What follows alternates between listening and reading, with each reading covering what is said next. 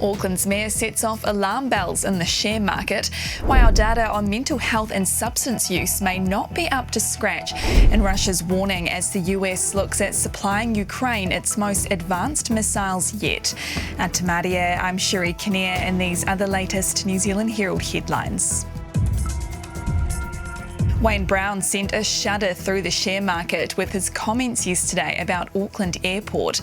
The Auckland mayor suggested the company would be raising capital to fund a new domestic terminal, implying the council's 18% stake in the airport would lose value.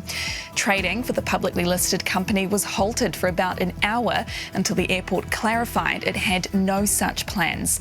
Craig's Investment Partners Investment Director Mark Lister says it would be a different situation if it were about a company not listed on the stock exchange. The fact that Auckland Airport is listed means there's lots and lots of rules they need to follow to ensure that all shareholders have the same information and everyone's buying and selling on the same basis. Meanwhile, throwing away your picnic rubbish could soon be a little harder in Auckland.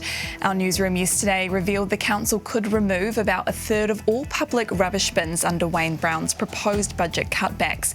Councillors have agreed to put the budget out for public consultation in March.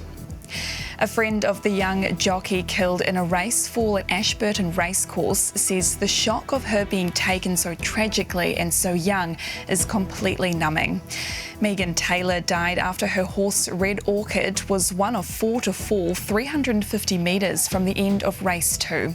The 26-year-old was pronounced dead at the track soon after.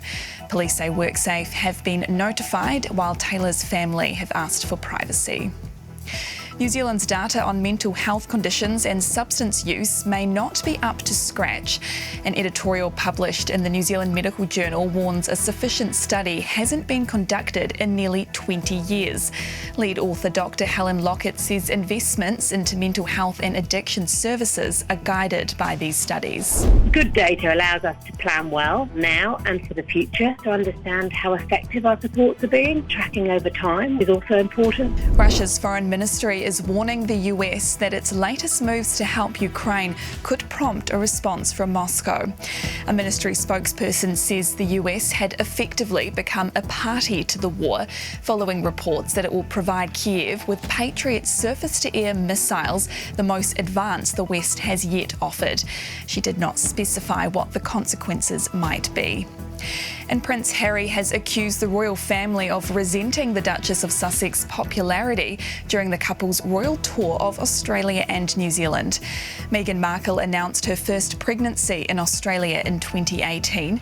In the couple's Netflix docuseries, Meghan's friends suggested the internals at the palace were threatened by the public's warm response. Prince Harry says it became an issue when someone who married in, who should be a supporting act, began stealing the limelight. And those are the latest New Zealand Herald headlines. For more stories and to stay up to date, head to nzherald.co.nz. And this is the last Focus Morning Bulletin of the year. Have a lovely and safe Christmas holiday. Kia pai te rā.